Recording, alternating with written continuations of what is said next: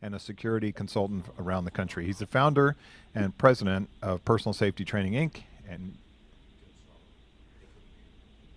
hang on. What are we doing now? We had to turn on the audio. Okay, are we ready?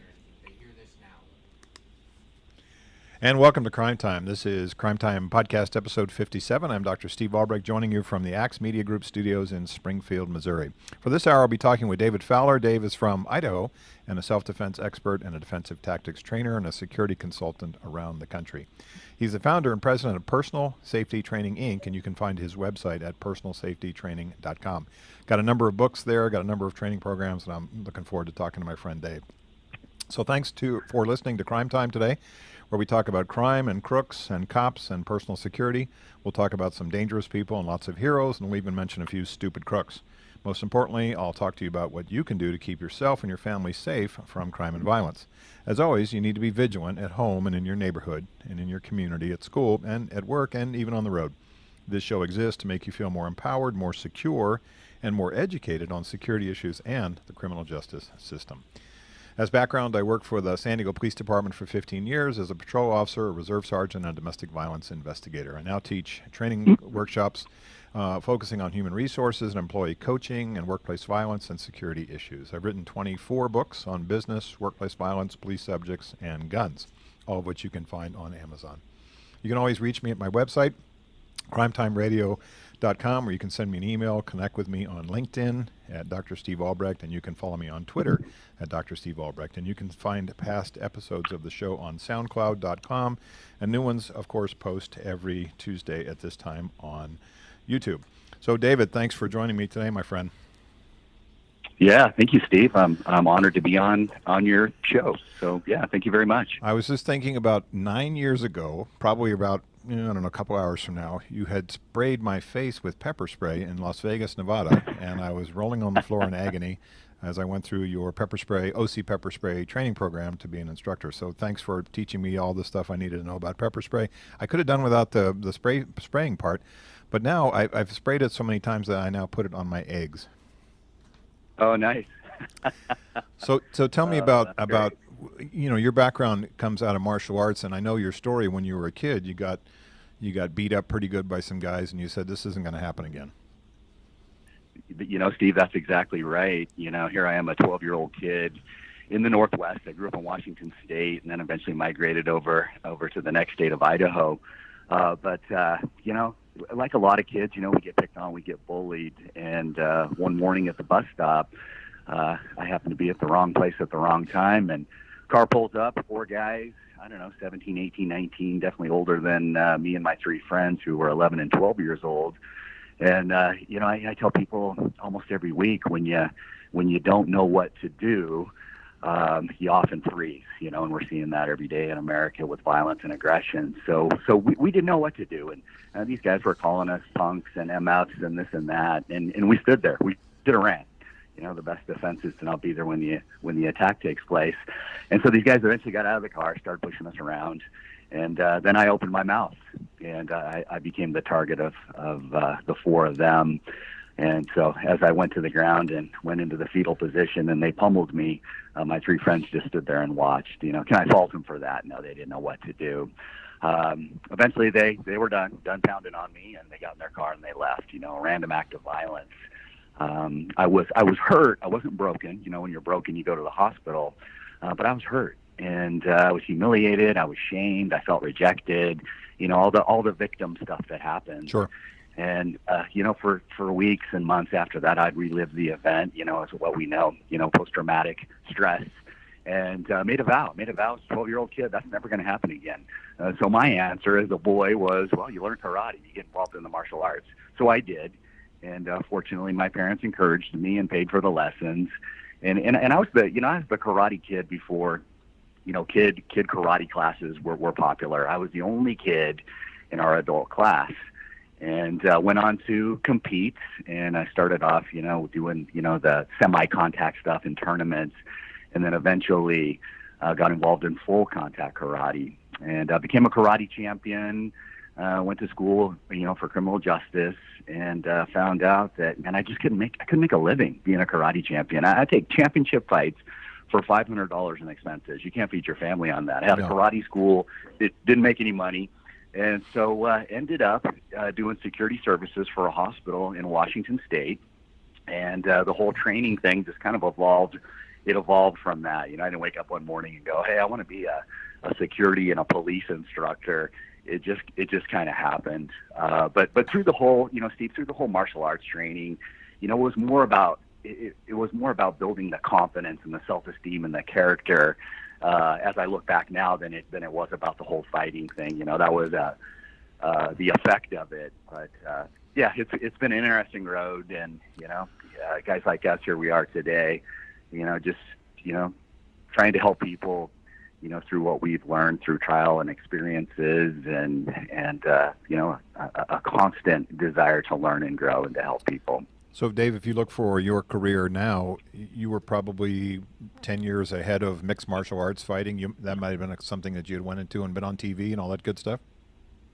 Yeah, you know, you know, people ask me about that. Hey, do you follow the MMA? And I'm like, you know, that wasn't my era. My life-changing event, you know, what wasn't really the bus stop incident. It was after I was already a karate champion, and it was in the mid-'90s. And so here I am, you know, I'm working at the hospital, and you know, I went from security officer to security manager and all that stuff. You know, you get into supervision, and I had my title shot, a world championship, scheduled in Vancouver, BC, in 1996. 2 months prior to the title fight, my dad, who was 52 years old, had a massive heart attack, and we lost him. Wow! And it changed me. My focus from myself through that tragedy went to others, and that's where, you know, I made another vow, is I want to teach people how not to fight, so how to defend themselves, how to de-escalate situations. So that was the event. So yeah, life changing stuff that happens, I think, to a lot of us. Yeah, you know, I've told a story on this show and to my friends, and I think you know it too. And I was 15 years old, 16 years old, 15, I think. I got robbed working at this grocery store in San Diego, and you know, a guy put a gun to the back of my head when I was laying on the ground, and I said, this is never going to happen again. If I survive this experience, and I was a 110-pound skinny wrestler kid. If I survive this experience, I'm going to go be a cop. I'm gonna put guys like this in jail. I'm going to lift some weights. I'm going to do some push-ups, and you know, I'm going to be ready when I get out of college to go be a cop, and that's what I did. And so those kinds of, you know, watershed sort of crossroads moments. I mean, my original plan was to be a baseball player. You know, I wanted to play second base for the Orioles.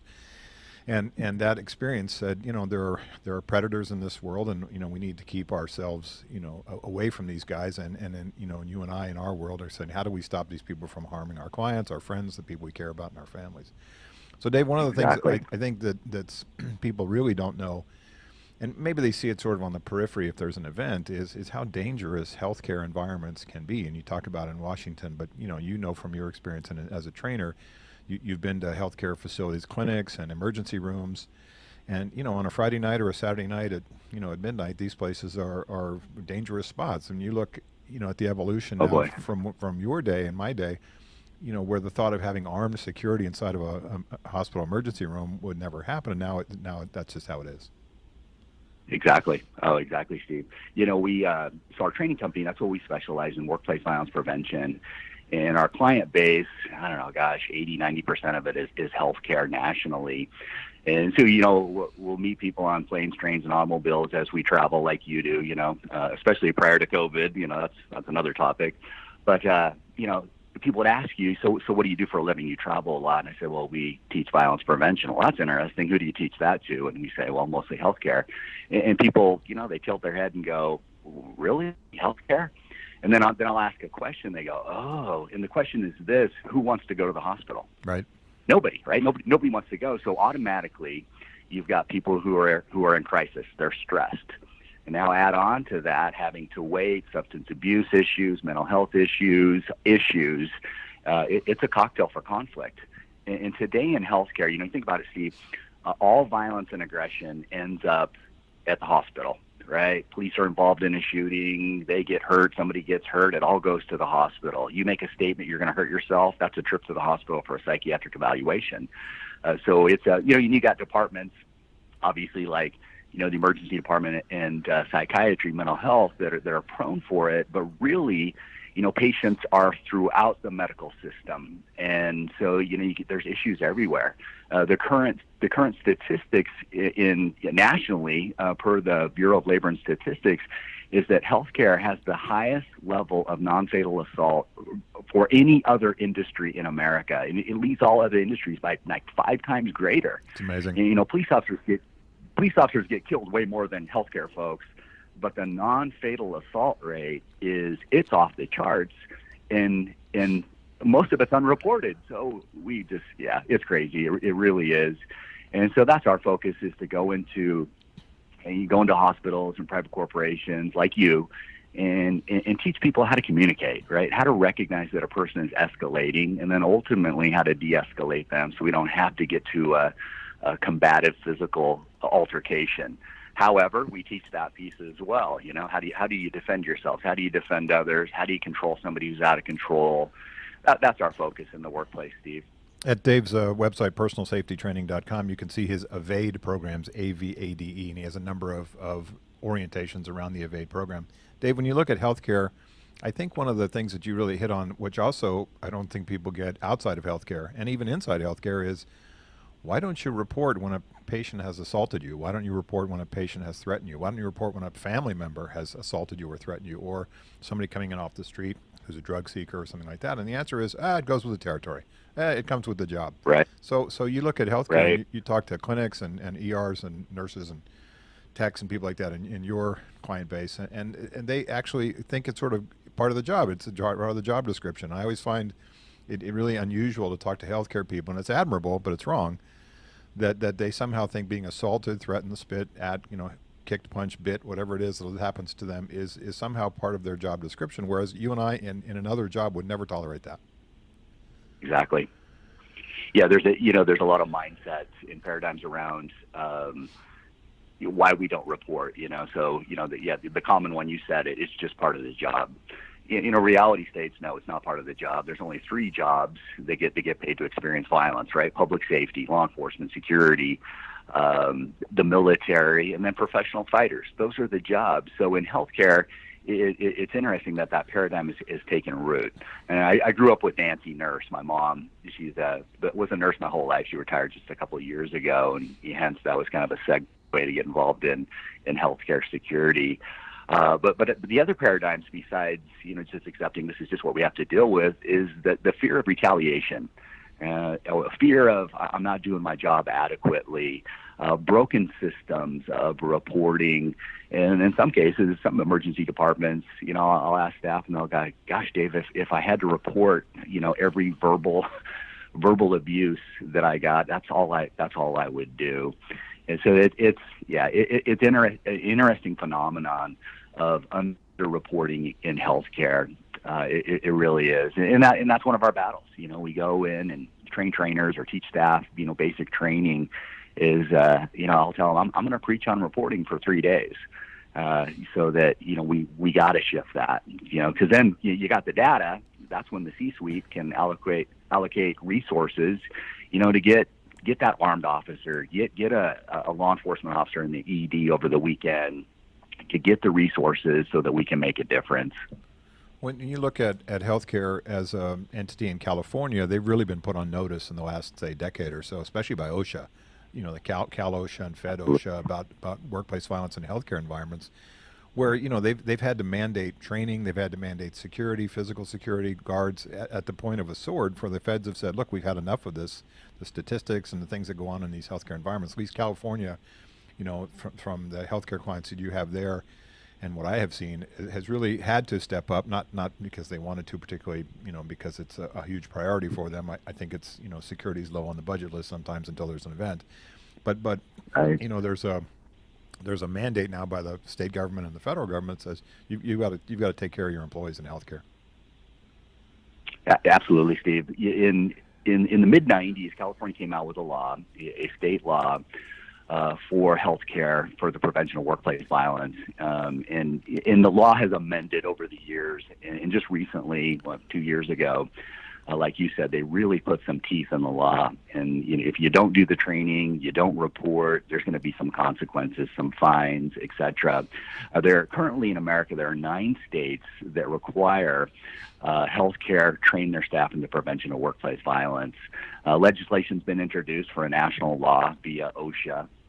As we know, with the politics, that nothing's going to pass for a while. Right. But eventually, I believe that we will have a national law that will require healthcare organizations to train their staff in the prevention of workplace violence. It's so prevalent, and the majority of people they just have no idea. They don't realize it. Where the rubber meets the road, we've got nurses and techs and doctors that they're just tired. They're tired of it. They're leaving the profession. And eventually, if we don't do something about this, it's going to catch up to us. We're already seeing a shortage of nurses in, ER, in the emergency department, psychiatry, et cetera. And I'm concerned. I'm concerned that it will catch up to us. And, we really need to do something about it now. I've had some experience with the healthcare system in Springfield here. Unfortunately, I've had to be in the ER for various reasons in the last couple months. One from I had my hip replaced, and that kind of flared up, and I ended up in there. And I think that once you get, and I know this from your experience too, once you get past the triage nurses and the reception people into the actual back of the ER where they give care, the care is tremendous, and they take care of you, and, right. and everything's done. They're getting tests and blood and urine and X-rays and everything under the sun you need. But the most difficult challenge is when people come into the healthcare environment. It's like a soup. It's a pot of stew. You're sitting next to drug seekers. You're sitting next to gang members. You're sitting next to, mentally ill people that, are seriously mentally ill, and they wander in off the streets. And so you have, nice folks in there that are trying to get care, and then you're surrounded by people that are dangerous. And so, in the 2 times in the last 3 months that I've had to be in the ER, I've just marveled at the fact that once you get past the wall into the actual care area, that the care is quite good.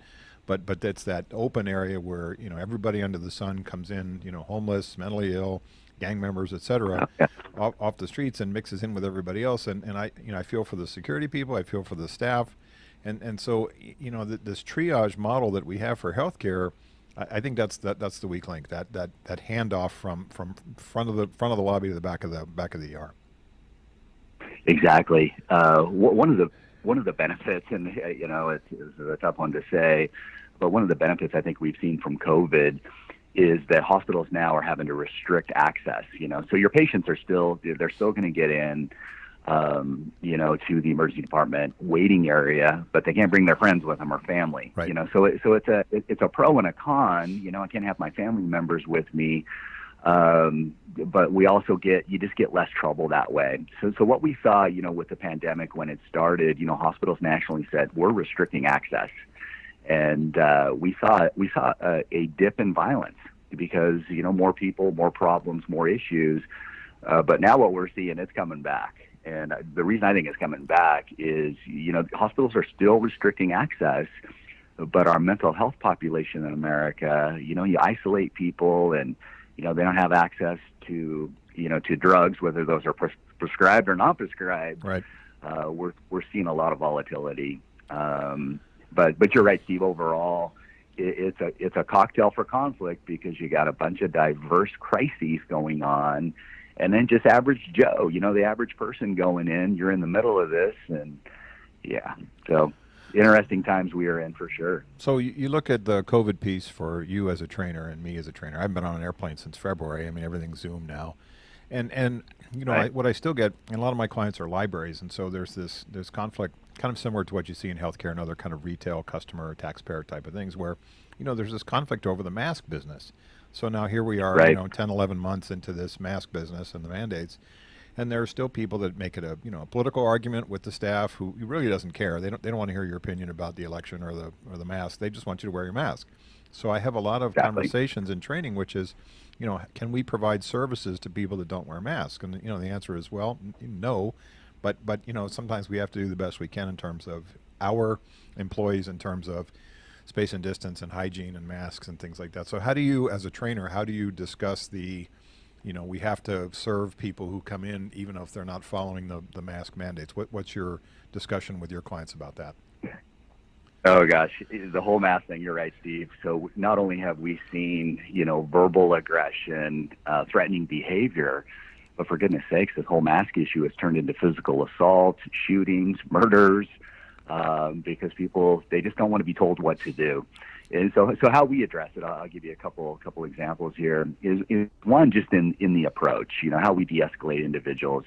You only get one chance to make that first impression. So in that initial contact with an individual, and this is a police officer, it's all in the approach. If hey, you need to get your mask on, well, automatically people are going to be defensive. But we approach, to the side where our hands are open, we're non-threatening in our body language, and we ask a question. Sir, ma'am, did you know that to receive care here, to purchase products here, you have to wear a mask? I'm really sorry.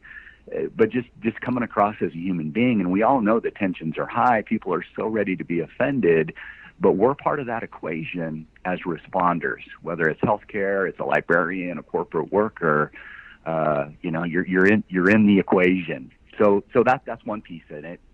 Another piece on the training side, like you said, you haven't been on the road now for months. We've been a little bit different, because healthcare is essential.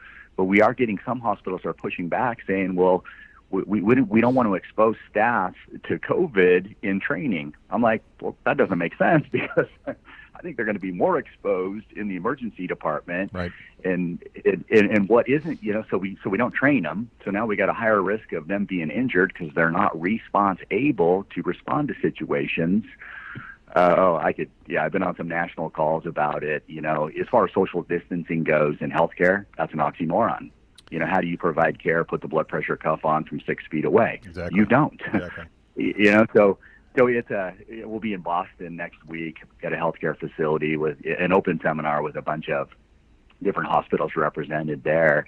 And these are the things that we talk about, universal precautions, for, things that I think trainers should be doing already. Right. The whole mask thing, I'm not fond of it, but it is what it is. If I want to go in the corporate world, the healthcare world, I'm putting a mask on. And the bummer with that, it's hard for people to read me, and it's hard for me to read you, because you're taking 2/3 of the face away, which expresses the majority of our emotion. Well, you're a lot more handsome than I am. I think a lot of people are grateful that I have my mask on most of the time. So. I don't know about that. So we're talking with Dave Fowler. Dave's the president of Personal Safety Training, Inc., and you can find his website at personalsafetytraining.com. Take a look at his Evade programs and the 4 books that he has on there. Do I have that right, Dave? 4 books? I've as far as personal books, 4, and then I've written a bunch of textbooks. They're training books, but nothing to your caliber by no means. On his website, you got Be Safe, Not Sorry. You have Violence in the Workplace, and he has 1, 2, and 3 versions of that book in 3 different versions. He has To Serve and Protect, and also To Survive an Active Shooter. So take a look at that at Dave's website. Sorry, Dave. At your clients, pretty broad brush. You have hospitals and clinics, you have casinos, transit authorities, museums, event centers, hotels, utilities, colleges, and universities. Each of those really has a kind of a unique, in the COVID era, kind of an issue now. You look at colleges and universities, and they're not on campus. And so, some are, some aren't, but a lot of kids aren't on campus. You look at utilities that are, your clients that's an essential business. Those people have to go in the field and do their work. Hotels is a super dynamic issue now in terms of the virus. Event centers, that thing doesn't, those things don't exist anymore. Museums, a lot of them just went to sort of a virtual model. Transit authority, another required business. But talk about casinos. I mean, they're sort of in there's a unique emotionality that I see in casinos. You watch the TV shows, the commercials. You have a lot of really handsome young people or handsome older people, winning money and throwing their hands in the air, and everybody's excited. Oh yeah. And they're all wearing, nice dresses and blazers, and they're eating really good food at the casino. And then you go to a casino and people smoke, and it's noisy, and it's, there's a lot of stress there. I look at, I've done a lot of casino work, and it's like, wow, this place is, there's a lot of guys in there that, it's Tuesday afternoon and they've just lost $3,000. Right. What's your sense of casinos in terms of sort of, the COVID and the emotionality? It's not always, the friendliest place on earth, unlike what the TV commercials show us. Yeah, exactly. From the protection perspective, fights and assaults, they do happen. Vegas is really seeing an increase right now. We were in Las Vegas last week, first time this year. Usually there a number of times because of our client base. But dealing with drugs and alcohol, obviously in the casino environment, people that are stressed because they're losing, those are the big issues. Theft, places like Vegas and other. We also do the tribal casinos. They don't see it as much, but where you're going to have money, you're going to have predators that are going to want to take advantage of people. So those are the big threats on the security side. And of course, we go in and teach staff and powers of observation, how to approach people, and then there's standard operating procedures for handling money and that kind of thing. But it can be volatile. I don't think it compares really to healthcare in the level of aggression and violence that they're seeing. Right. But they definitely need it. They need training. Without training, what do? We fight, flight, freeze versus being responsible. Another big issue. This is interesting with the casinos. Earlier in the year when we had the shutdown, it was, talking to different security directors. They're like, Dave, we never even thought about this because we were a city that never shut down. Right. And so our front doors, they were never installed with locks. Right. And so now we're having to, revamp and restructure how to lock our doors. And now things are open but with social distancing and everything, it's a different dynamic. You're having to be screened when you come in the majority of the casinos. They're checking your temperature and those kind of things. And of course, the mask mandates. It is a new world, that is for sure, because of COVID. And there are some pros. I hate to, don't want to be negative Ned here, but there are some pros to the COVID. Well, in regard to security. Yeah, I think, I just saw a travel book that was written by an international travel guide, a million miles a year kind of a flyer. And, he was just talking about all the things that you really take for granted in terms of, what we touch and, whether it's elevator buttons or it's, restroom door handles and, your phone and all these things. And, actually I read the guy's book and I get a little paranoid because everything that we touch has got microbes on it. So you think about all the things that you touch, and there's some horrible statistic that 30% of people don't wash their hands after they go to the bathroom, which is creepy.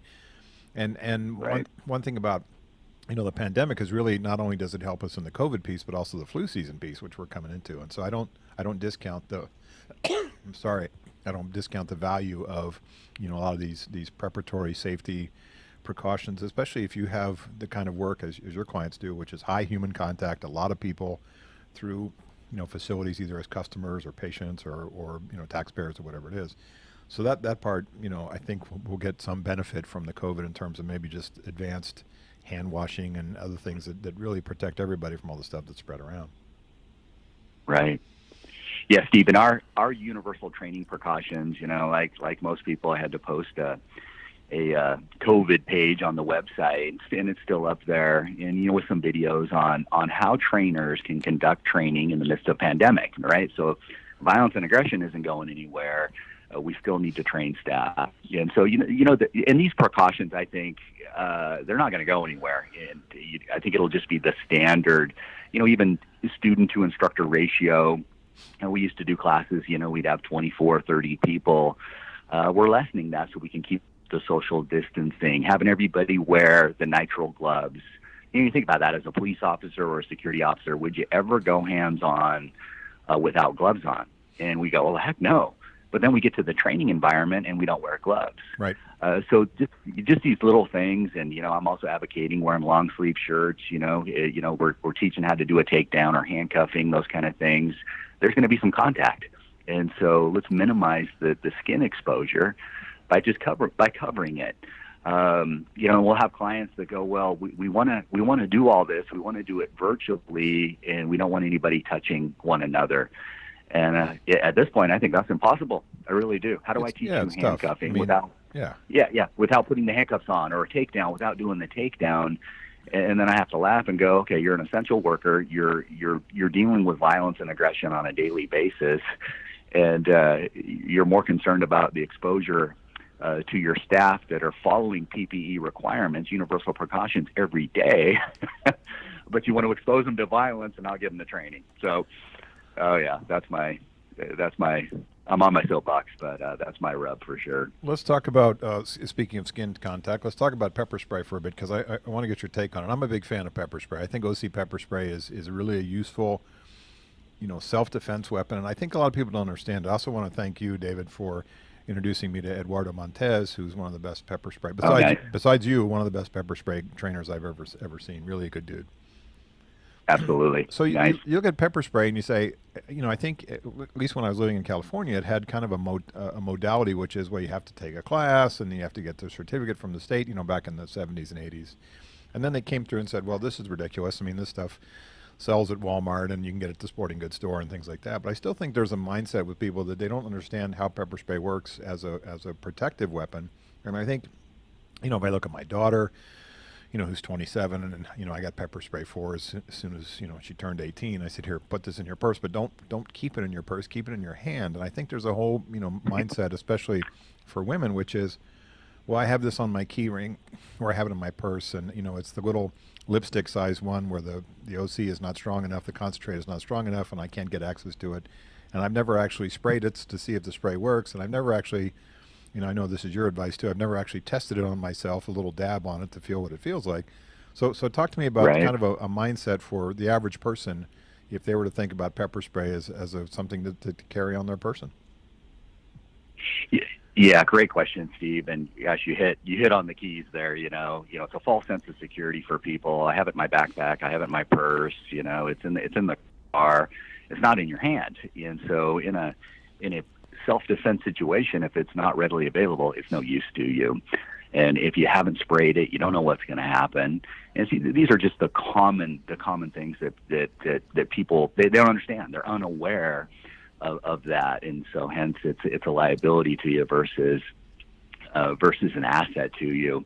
Pepper's been around for thousands of years. The Chinese armies would take black pepper, mostly, in some cases red pepper, and they would grind it and burn it, and the pepper smoke would blow into the enemy lines, causing a diversion, a distraction. It's an irritant.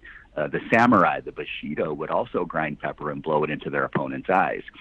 You take the eyes away from the attacker, the opponent, the aggressor, whatever you want to call them, you have advantage. Pepper, today we used to, when the first formulations of pepper came out in the 70s, and then it really took it really got acceptance into the law enforcement world into the 90s, and thousands of police departments, oh yeah, we got to have pepper spray, and it was just an aerosol spray. And then now with Taser, we see security and law enforcement. Pepper's not as popular, but it is a great tool. In today, the different delivery systems, I'm worried about spraying it in a hospital because it's going to affect everybody. We got gel sprays now and stream sprays. So the potential for secondary contamination is so lessened. Foam sprays. I love the tool. I give it to all my family members, but I give them a law enforcement security grade pepper spray. Now, I get no plug for this, but I get nothing for this, but I'm going to plug a company called Sabre. And LAPD, NYPD, two biggest police departments in the country use their product. And Sabre is SABRE, and you can Google them. But they've got a bunch of civilian versions, and you can get a canister that also has got the trial spray. So you put the inert in, and you teach your family member, okay, go ahead and spray it. Here's how it's going to come out. And that's the goal, right? You spray to the face of the aggressor. It takes their eyes away. It irritates them. And then you run and report it to the police for security. So there's, when you go through a law enforcement security training like you did with me, we're going to look at, cross-contamination. We're going to use, what you advocate, contact and cover. Right. You wrote the book on that. So there's all kinds of tactics and techniques. But for the average person, have it in your hand, spray to the face, make sure you shake it up so that the mixture is, it's going to work for you. But also know this, it's not going to work on everybody. It's going to work on most people most of the time. There is no 100% self-defense tool. But I am a big fan of pepper as well. I like your, training modality, which is also not only do you draw, shake, but also you warn, right? Step back, I'm going to spray you. Step back, get away from me. Get back. And then, people hear that, and also don't spray the back of your hand. That's important. If you're going to put your hand up to sort of protect yourself, don't spray the back of your hand. I've seen cops do that. So my thing about pepper spray, and I'm a huge fan, is I think people don't use it enough. I think they get, homeless people, mentally ill people, angry, scary, violent people come too close to them. I think pepper spray would be useful to keep them away. And then the second is, I think we're sort of stuck in this sort of 1960s protest, fast forward to today, Portland, Milwaukee, Minnesota, New York, where cops are using, tear gas now, or whatever they call tear gas, pepper spray now, and various forms of that, which the news media just kind of, goes back to the 1960s where we're blasting these poor, peaceful protesters that are standing around, the ones with pipes and the ones with, fire bombs, those peaceful protesters. So I think there's a connotation to pepper spray, which is negative. You agree? Or I do. And, often, without the knowledge and understanding of what pepper spray is, pepper is a food product. Right. And so the main ingredient that most manufacturers, when it first came out, was cayenne pepper. But, oh my gosh, it's any of the pungent, fleshy pods of peppers. I know Sabre, I know the owners, and they buy a ton of their peppers from Indonesia. These peppers that I can't even pronounce the names. But it's a food product that often gets categorized as a chemical spray. Right. And so the chemical sprays, are the tear gas and the mace. And the effectiveness between all three, I'm going to put pepper at the top. But it takes a bad rap because we think we're spraying chemicals on people. And you're right, these peaceful protesters, it's going to wear off. The studies that have been done, to my knowledge, I do not know of one in custody death that pepper spray was the leading contributant to the death of the subject. It's other factors. So it gets a bad rap by the media, but I think it's a great tool. It's one of my self-defense favorites. I teach any family member, any person in a matter of minutes how to use this self-defense tool. So, how cool is that? And you look at and you know this better than me. What's the best sort of ratio? You see sort of, 0.25%, 1%, what's the ratio, especially for the Sabre products, that seems to be the best bang for the buck in terms of the actual ratio of the OC in there? Exactly. Well, when pepper first came out and was introduced to the law enforcement security realm, it was rated by what's called Scoville heat units. And Wilbur Scoville, a pharmacologist from the 1900s, it was a way of testing the heat of the pepper, ultimately by tasting it. And so that's been replaced by what is called high-performance liquid chromatography. And why I plug Sabre is because they test every lot. And so now they still mark their brands with 2 million Scoville heat units, which I think is a baseline.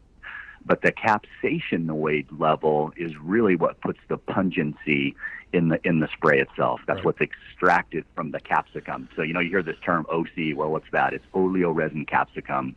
So it's insoluble in water. That's what puts the punch into the pepper. And so you want you want a product like that, but there's others, Fox Labs, The Guardian, Airco, Defensive Technologies. These are all, law enforcement grade, security grade pepper. It's not your knockoff stuff that you're going to get at the Big Five store. You get what you pay for. Office Depot. And for goodness sake, yeah, exactly. For goodness sakes, you can Amazon almost everything today. So, it's not restricted for most people. You do want to check, you do want to make sure whatever state you're in that you're lawful in whatever you carry. And there are some restrictions in different states. So we always encourage people to do some Google, do some searches, and make sure you're lawful in everything you do. Sure. We got about 5 minutes left, Dave. I want to talk to you in kind of a pivot here and just your opinion. One of the things that I find troubling in corporate America, whether it's public sector or private sector, is the lack of sort of a policy initiative, a national policy initiative on bullying. And so I know that, from your work, you look at how things escalate. And you say, how much of workplace violence can we tie back to the desire for revenge? And, whether it's fatal violence or it's some sort of fight or something where you have wronged me, you've shamed me, you embarrassed me, you broke my heart, you did something which, threatened my job. And you look at these perpetrators, especially in the workplace, who have revenge on their mind. And so much of this goes back to how they were treated by their employers, by their coworkers, by the HR department. You know, I always talk about, you know, how we do terminations with empathy and dignity and things like that. So kind of talk to me about Absolutely. your sense of bullying. You know, we have a national protocol in this country about sexual or racial harassment. There's policies for it. There's consequences. There's support for victims. But I don't see, you know, there's no, and if you look at schools, why aren't we using a model which is similar to what we see in schools as to how we handle bullying? So what's your take on sort of where we need to be in the bullying piece? Oh, I 100% agree with you, Steve. You know, bullying, you know, it's a form of workplace violence. And unfortunately, in industries, or even if you want to use the term culture, it's ingrained, right? In healthcare, you know, I'll have staff fill in the blank. You know, nurses eat there, and they all say young, and so it's that form of hazing. You know, let's pick on the new recruits, you know, and get them prepared for the real world. You know, so it can happen in healthcare. It happens in the police department. It happens in the fire department. It happens in EMS. It can happen in security. It happens in the workplace. But I think that the national awareness that I'd like to see is that, one is, you know, this harassing behavior towards one another is a form of workplace violence. So just having that awareness that, okay, you're on notice that this is unacceptable and we have no tolerance for this. If we do want to prepare the new recruits, the newbies, for the harsh reality of the world, well, there's other ways. Right. You know, it's called empowerment, building confidence and skills in individuals. Yeah, that's where I think we need to go with it. And you're right. You know, what we're doing in our school systems, and, you know, everything is about awareness. You know, that's our first A in our evade training programs. Everything in life begins with awareness. You know, have you ever said this? I would have done that, but I just wasn't aware. So raising the awareness of what bullying is and the problem that we're having, yeah, because it leads to big stuff, right? I come back, you know, a person comes back now and shoots that person that's been bullying them for months, years, however long, and yeah, it's an issue for sure, Steve. So, you know, I've interviewed 3 workplace murderers, a guy that killed 2 people at a company in San Diego, Elgar, and then another guy that killed 2 people at General Dynamics in San Diego. And then I interviewed Scott DeCry, who killed, you know, 8 people inside his ex-wife's beauty salon in Seal Beach, California. I interviewed all these guys in prison. Oh, yeah. And, you know, the driving factor for each of those guys was revenge. I'm pissed. You guys fired me. You know, in Scott DeCry's case, you injured my child, and I'm going to get back at you because of our custody issue, and, you know, that whole dynamic of divorce, and Right. you know, there's just this sense of outrage that these perpetrators have, that how they were treated. And you know, I spend a lot of my time just trying to tell people, look, let's go back to, you know, basic human treatment and this sense of empathy and patience. And, you know, like you talk about in your programs, where you come to people, you know, with an open body language and use your words before you get to the part where you got to go hands on. And I think with cops too, we've lost that sense of talking people into handcuffs. I mean, I look at my Right. old days, and we didn't have tasers in my day. It was, you know, they weren't around. The only the only people that had them were sergeants, and by the time they got there, the situation either got really worse or it got solved. And so now you see cops that are taser happy, and they're, you know, zapping people all the time with these things. I think we moved away from pepper spray as being a useful police tool. I think we moved away from, you know, the ability to give cops the real de-escalation training. And so you look at these defund the police programs and things that folks want to do in all these cities. There, you know, there's a sense that I think cops are still not, you know, taught how to use their words and as well as their bodies. And I think there's a leap sometimes for cops to go hands on too soon. So talk to me, you know, if you Right. look at kind of law enforcement as we wrap up, what's your sense of what we need to do different in law enforcement just to, you know, get us back on a, you know, in terms of dealing with mentally ill and street people and, you know, and just in general of this de-escalation conversation, this national conversation? Yeah, exactly, Steve. So you're on target for sure. You know, the buzzword today is de-escalation, you know, and how much time do we spend on that? You know, so your average police officer today is expected to respond to a multitude of situations, and you know, they're micromanaged, you know, the spotlight's on them, the camera's on them for everything that they do, but we give them hardly any training. You know, they go through the academy, they get some, you know, so whether that's 2, 3, 4 months, whatever that may be, and then they get some annual refresher training, some compliance training, but really, is it effectual? Are we? So that's how I look at it. So defund the police, that is absolutely ridiculous. So you're going to have some major anarchy if we get rid of public safety officers. Do we need some reform? Yeah, I believe we do. And of course, I'm biased in a training sort of way that it goes back to how we train individuals. I can't expect you to respond a certain way unless I've taught you how to do so. And are there some that are going to be disqualified that can't respond that way? Of course. Right. And that's why we do ongoing training. It's not a one and done. Right. It's continual. And so that's I think that's where the focus needs to be. It's not a blanket statement, all cops are bad or we need to do this or defund or that. No. We need to look at the full picture and the expectation that we have for officers. Let's give them more crisis intervention training. Let's give them some effectual de-escalation training, scenario based. I love what Jocko said from San Diego. The former Navy right. SEAL. Jocko Willink. He was on somebody's podcast. I can't remember now, but he was saying, he said, think about this: the 5-day work week that a police officer has. What if we took 1 day a week and focused on training? So that's 20%. Right. 20% of their week is on training. Are we going to see some results from that? You and I both go, well, of course we are. We're going to see results two ways. We're going to see positive results because it's effectual, it's working on the street and in incidents. And we're also going to see that, hey, some of these people just aren't getting it. Right. And so we got a word for that. It's called disqualified. Right. But we don't know, right? So agree completely. Yeah. So I've been talking with Dave Fowler. Dave's from Idaho and a self-defense expert, defensive tactics trainer. He is the founder and president of Personal Safety Training. You can find his website at personalsafetytraining.com. So thanks for listening to Crime Time. My thanks to Jim Whining and producer Jay and all the good folks at Axe Media Group. I'm Steve Albrecht, and thanks for listening to What I Know is Right. Thank you, Steve. Be safe out there. Thanks, Dave. Take care, and I'll catch you up, Dave. I appreciate your time today.